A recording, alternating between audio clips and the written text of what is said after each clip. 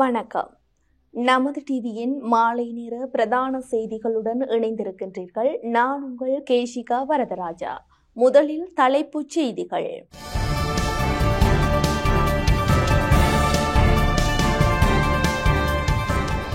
தமிழ் மக்களின் தங்க நகைகளை அரசுடைமையாக்க கூடாது. செல்வம் எம்பி அவசர கோரிக்கை. இலங்கைக்கு மீண்டும் நெருக்கடி, ரணில் வெளியிட்ட தகவல். பதில் அமைச்சர்கள் நால்வர் நியமனம். நாடு முழுவதும் 4000 தேர்தல் கண்காணிப்பாளர்கள். தேர்தல் கடமைகளுக்கு 65,000 போலீசார் நியமனம். இஸ்ரேலின் சர்வதேச விமான நிலையத்தில் விழுந்து வெடித்த ஏமனின் ஏவுகணை. தொடர்பான உள்நாட்டு செய்திகள்.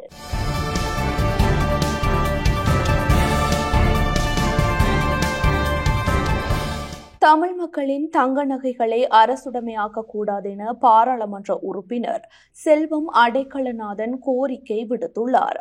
தமிழ் மக்களின் தங்க நகைகளை அரசுடைமையாக்காது, உரிய முறையில் அவர்களிடமே ஒப்படைக்க வேண்டும் என பாராளுமன்ற உறுப்பினர் செல்வம் அடைக்கலநாதன் கோரிக்கை விடுத்துள்ளார். பாதுகாப்பு அமைச்சின் வசமிருந்த தமிழ் மக்களின் பெருந்தொகையான நகைகள் தற்போது போலீசாரிடம் ஒப்படைக்கப்பட்டு மத்திய வங்கியினால் குறித்த நகைகள் தொடர்பில் ஆய்வு மேற்கொள்ளப்பட்டு வருகின்றது. இது தொடர்பில் இன்று வெளியிட்டுள்ள அறிக்கையிலேயே அவர் இதனை குறிப்பிட்டுள்ளார்.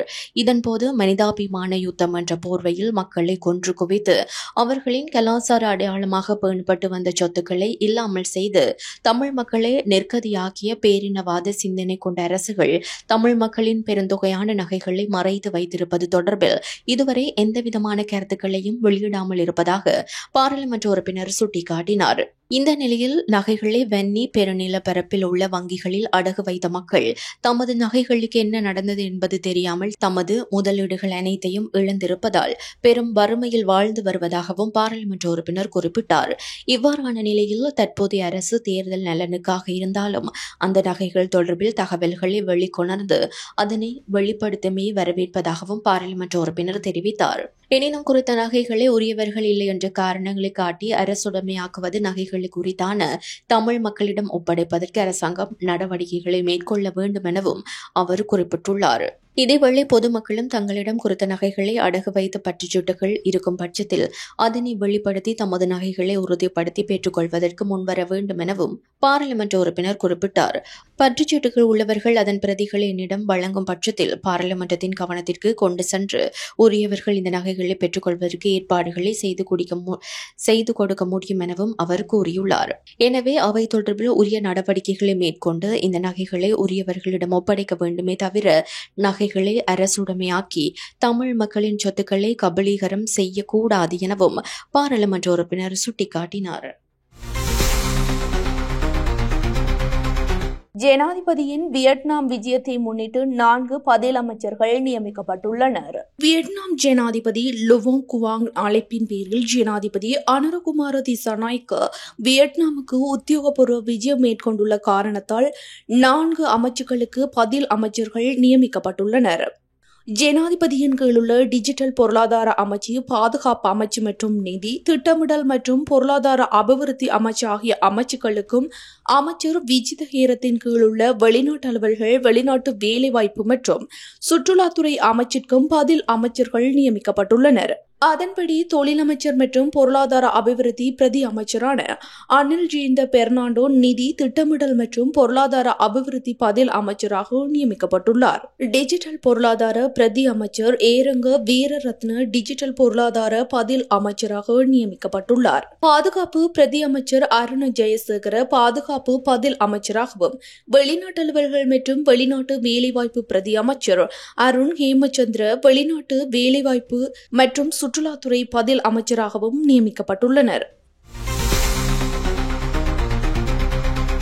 வியட்நாம் கம்யூனிஸ்ட் கட்சியின் பொதுச் செயலாளர் ஜனாதிபதி அனுரகுமார திசாநாயக்கவை சந்தித்துள்ளார். வியட்நாமுக்கு உத்தியோகபூர்வ விஜயம் மேற்கொண்டுள்ள ஜனாதிபதி அனுரகுமார திசாநாயக்கவுக்கும் வியட்நாம் கம்யூனிஸ்ட் கட்சியின் பொதுச் செயலாளர் துலாமிற்கும் இடையே சந்திப்பு ஒன்று இடம்பெற்றுள்ளது.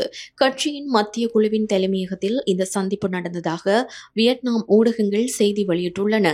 ஜனாதிபதி நாளை வியட்நாம் ஜனாதிபதி மற்றும் பிரதமருடன் உத்தியோகபூர்வ கலந்துரையாடல்களிலும் ஈடுபட உள்ளமை குறிப்பிடத்தக்கது. சர்வதேச நாணய நிதியம் இலங்கையை விட்டு வெளியேறும் அபாயம் உள்ளதாக முன்னாள் ஜனாதிபதி ரணில் விக்ரமசிங்க தெரிவித்துள்ளார். சர்வதேச நாணய நிதியம் இலங்கையை விட்டு வெளியேறும் அபாயம் உள்ளதாக முன்னாள் ஜனாதிபதி ரணில் விக்ரமசிங்க தெரிவித்துள்ளார்.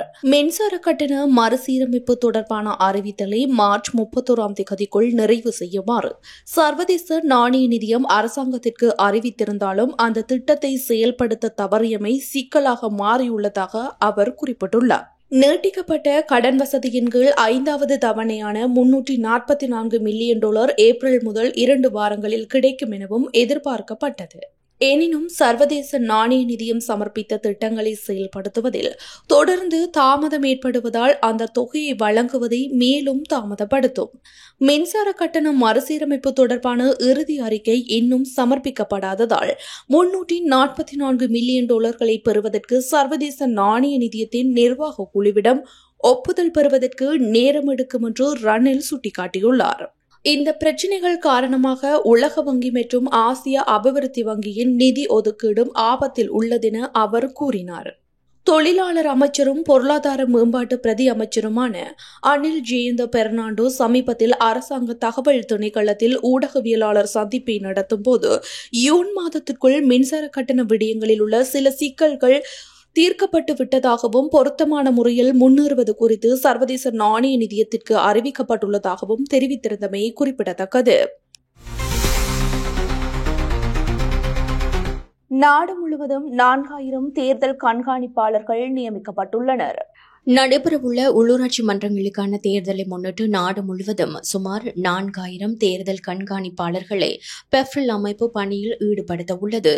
உள்ளூராட்சி தேர்தல் சர்வதேச மட்டத்தில் முக்கியத்துவம் மிக்க தேர்தல் இல்லை என்பதன் காரணமாக இந்த தேர்தலின் போது வெளிநாட்டு தேர்தல் கண்காணிப்பாளர்கள் பணியில் அமர்த்தப்பட மாட்டார்கள் என தேர்தல்கள் ஆணைக்குழு அறிவித்துள்ளது. அவ்வாறான நிலையில் உள்ளூராட்சி மன்றங்களுக்கான தேர்தலுக்காக நாடு முழுவதும் சுமார் 3000 கண்காணிப்பாளர்கள் பெஃப்ரில் அமைப்பினால் நியமிக்கப்பட்டுள்ளனர். அதற்கு மேலதிகமாக தேர்தல் தொடர்பான நடவடிக்கைகளை கண்காணிப்பதற்காக 800க்கும் மேற்பட்ட நடமாடும் கண்காணிப்பாளர்கள் நியமிக்கப்பட்டுள்ளதாகவும் பெஃப்ரில் நிறைவேற்று பணிப்பாளர் ரோஹன கெட்டியாராட்சி தெரிவித்துள்ளார். தேர்தல் கடமைகளுக்கு 65,000 போலீசார் நியமிக்கப்பட்டுள்ளனர். எதிர்வரும் உள்ளூராட்சி மன்றங்களுக்கான தேர்தல் கடமைகளுக்காக சுமார் 65,000 போலீஸ் உத்தியோகத்தர்கள் கடமையில் ஈடுபடுத்தப்பட உள்ளதாக தெரிவிக்கப்படுகின்றது. கொழும்பில் நடைபெற்ற செய்தியாளர் சந்திப்பில் வைத்து போலீஸ் ஊடக பேச்சாளர் சிரேஷ்ட போலீஸ் அத்தியட்சகர் புத்திக மனதுங்க இதனை தெரிவித்துள்ளார். அத்துடன் தேவைப்பட்டால் போலீசாருக்கு மேலதிகமாக ராணுவத்தினரும் தேர்தல் கடமைகளில் ஈடுபடுத்தப்படுவார்கள் எனவும் அவர் குறிப்பிட்டுள்ளார். அதற்கு வசதியான ராணுவத்தினரும் தயார் நிலையில் வைக்கப்பட்டுள்ளதாகவும் அவர் தெரிவித்துள்ளார். உள்ளூராட்சி தேர்தல் செயற்பாடுகள் தற்போது அமைதியாக நடைபெறுவதால் தேர்தல் சட்டங்களை மீறுபவர்கள் யாராக இருந்தாலும் அவர்களுக்கு எதிராக கடுமையான சட்ட நடவடிக்கை எடுக்கப்படும் எனவும் போலீஸ் ஊடக பேச்சாளர் தொடர்ந்தும் வலியுறுத்தினார். பல்கலைக்கழகங்கள் குறித்து உயர்கல்வி அமைச்சு புதிய தீர்மானம் ஒன்றை எடுத்துள்ளது. ஒவ்வொரு அரசு பல்கலைக்கழகத்துக்கும் மாணவர்களை தண்டிப்பதற்கும் சட்ட நடவடிக்கை எடுப்பதற்கும் புதிய அதிகாரங்களுடன் கூடுதல் அதிகாரி ஒருவரை நியமிக்க உயர்கல்வி அமைச்சகம் முடிவு செய்துள்ளது. குறிப்பாக பகடிவதை சம்பவங்களை கையாளும் பொறுப்புக்கு நியமிக்கப்பட உள்ள இந்த அதிகாரி பல்கலைக்கழக நிர்வாக குழுவில் உறுப்பினராகவும் இருப்பர். விடுதி பொறுப்பாளர்கள் மற்றும் பாதுகாப்பு அதிகாரிகள் வளாகத்தில் இருந்தாலும் முறைப்பாடுகள் வரும்போது நடவடிக்கை எடுக்க அவர்களுக்கு முழு நிர்வாக அதிகாரம் இல்லை என பல்கலைக்கழக மானியங்கள் ஆணைக்குழுவின் தலைவர் கபில செனவிரத்ன கூறியுள்ளார். எனவே தான் தமது ஆணைக்குழுவும் உயர்கல்வி அமைச்சும் பகடிவதை விடயங்களை கையாள ஒரு உறுதியான நேரடி அதிகாரியை விரும்பியதாகவும் அவர் விளக்கம் அளித்துள்ளார். இதற்காக நேரடி ஒழுங்கு அதிகாரம் கொண்ட அதிகாரிகள் நியமிக்கப்படுவது இதுவே முதல் முறையாகும் எனவும் அவர் தெரிவித்துள்ளார். அரச பல்கலைக்கழகங்களின் துணைவேந்தர்களையும் மாணவர்களின் தவறான செயல்களுக்கு நடவடிக்கை எடுத்து தண்டிக்க சபை உறுப்பினர்களுக்கு பொதுவான அதிகாரம் உள்ளது. ஆனால் பகடிவதை பிரச்சினையில் ஒருபோதும் அந்த அதிகாரம் இல்லை எனவும் பல்கலைக்கழக மானிய ஆணைக்குழு தலைவர் கபில செனவிரத்ன கூறியுள்ளார். இதேவேளை சப்ரகமோ பல்கலைக்கழக 2ஆம் ஆண்டு பொறியியல் தொழில்நுட்ப மாணவரான சரித் தில்சானின் தற்கொலை பகடிவதை தொடர்பானதா இல்லையா என்பது குறித்து சுயாதீன விசாரணை நடத்த சப்ரகமோ பல்கலைக்கழகத்திற்கு ஒரு சிறப்பு குழுவை மானிய மானிய ஆணைக்குழு நேற்று அனுப்பியுள்ளது.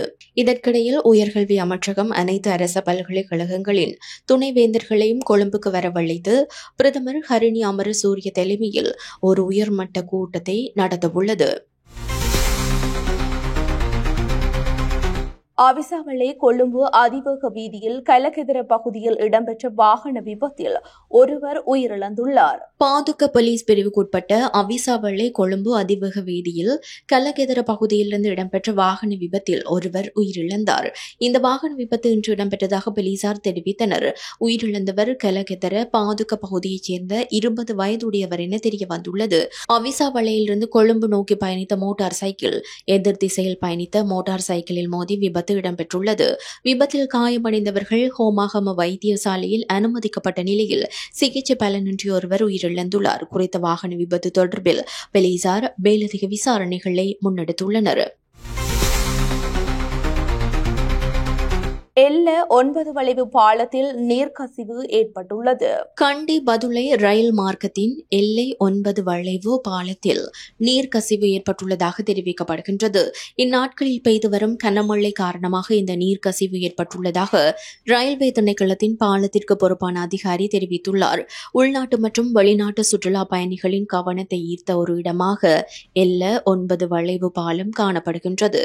எல்ல மற்றும் தெமோதர ரயில் நிலையத்திற்கு இடையில் அமைக்கப்பட்டுள்ள இப்பாலம் 300 அடி நீளமும் 25 அடி அகலமும் மற்றும் 80 அடி உயரமும் கொண்டது. இப்பாலம் 1921ஆம் ஆண்டு கட்டப்பட்டதாக ரயில்வே திணைக்களத்தின் தகவல்கள் தெரிவிக்கின்றன. கட்டப்பட்டு 100 வருடங்களுக்கு மேலான குறித்த பாலத்தின் அடிப்பகுதியில் சில சேதங்கள் ஏற்பட்டுள்ளமை குறிப்பிடத்தக்கது. தொடர்பான சர்வதேச செய்திகள்.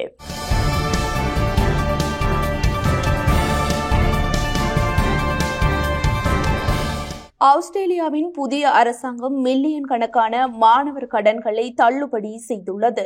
ஆஸ்திரேலியாவில் மீண்டும் பிரதமராக தெரிவாகியுள்ள அல்பனீஸ் அரசாங்கம் அனைத்து மாணவர் கடன்களையும் 20% தள்ளுபடி செய்யும்.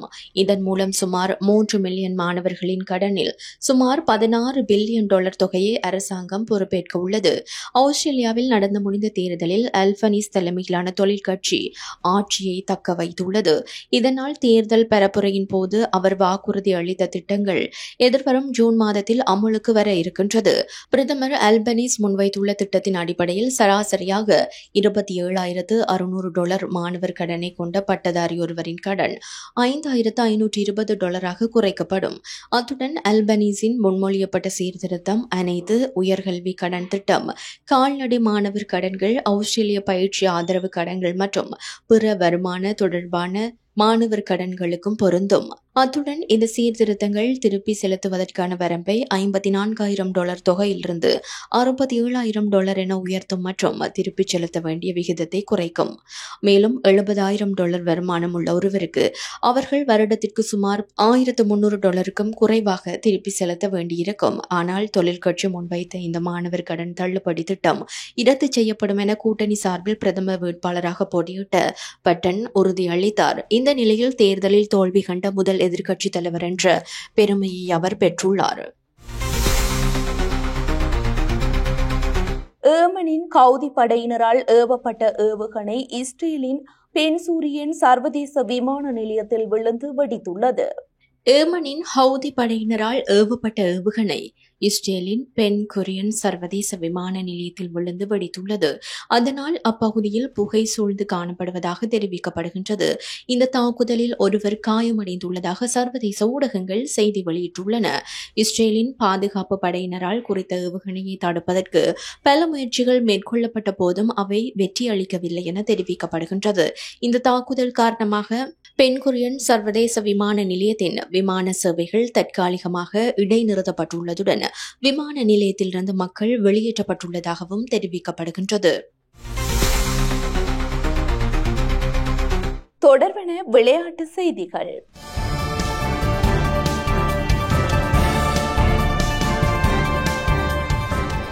நடப்பு IPL தொடரில் சென்னை சூப்பர் கிங்ஸ் அணி தொடர் தோல்விகளை சந்தித்த நிலையில் அடுத்த ஆண்டு தொடருக்கான அணியில் பல மாற்றங்களை செய்து வருகின்றது. நடப்பு ஐபிஎல் தொடரில் சென்னை சூப்பர் கிங்ஸ் அணி தொடர் தோல்விகளை சந்தித்த நிலையில் அடுத்த ஆண்டு தொடருக்காக அணியில் பல மாற்றங்களை செய்து வருகின்றது. நடப்பு ஐபிஎல் தொடரில் இதுவரை 11 போட்டிகளில் விளையாடி வெறும் 2 போட்டிகளில் மாத்திரமே வெற்றி பெற்று தொடரிலிருந்து முதல் அணியாக சென்னை சூப்பர் கிங்ஸ் அணி வெளியேறியுள்ளது. 5 முறை ஐபிஎல் கிண்ணத்தை கைப்பற்றியுள்ள சென்னை அணி 18 வருட ஐபிஎல் வரலாற்றில் பிளே ஆஃப் சுற்றுக்கு தகுதி பெறாமல் முதல் அணியாக தொடரிலிருந்து வெளியேறிய முதல் சந்தர்ப்பம் இதுவாகும். இந்நிலையில் அடுத்த ஆண்டு தொடருக்கான ஏற்பாடுகளை இப்போதிருந்தே செய்ய வேண்டிய பெரும் நெருக்கடி அந்த அணிக்கு ஏற்பட்டுள்ளது. இதனால் அணியில் பல மாற்றங்கள் செய்யப்பட உள்ளதாக தகவல்கள் வெளியாகியுள்ளன. பல இளம் வீரர்கள் சிறப்பாக விளையாடி வருவதால் அவர்களுக்கு அணியில் வாய்ப்பு வழங்கப்பட உள்ளதாகவும் சிறப்பாக விளையாடாத சில வீரர்களை அணியிலிருந்து நீக்க சென்னை சூப்பர் கிங்ஸ் திட்டமிட்டுள்ளதாகவும் தகவல்கள் வெளியாகியுள்ளன.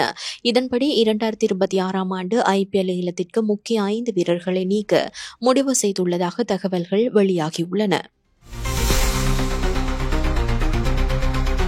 இத்துடன் நமது டிவியின் மாலை நேர பிரதான செய்திகள் நிறைவடைகின்றன. மேலதிக செய்திகளை பார்வையிட நமது LK.com என்ற இணையதளத்திற்குள் பிரவேசியுங்கள். மேலும் உள்ளூராட்சி மன்ற தேர்தல் தொடர்பான விசேட கண்ணோட்டத்தினை நமது டிவியின் யூடியூப் தளத்தினூடாக பார்வையிட நமது டிவியின் யூடியூப் தளத்தினை சப்ஸ்கிரைப் செய்யுங்கள். வணக்கம்.